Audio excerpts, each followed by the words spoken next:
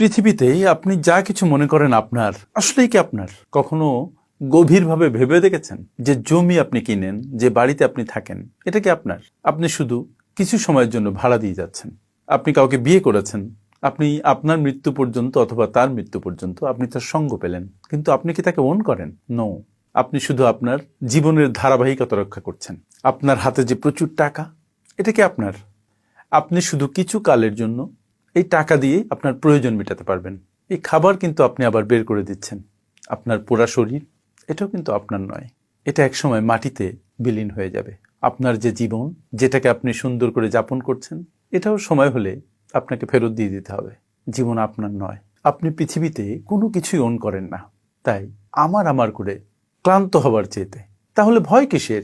এই পৃথিবীতে কোনো কিছুই আপনার নয়। তাই দুশ্চিন্তা ছেড়ে দিন, ভয় ছেড়ে দিন, ভালোবাসতে শিখুন। ধন্যবাদ।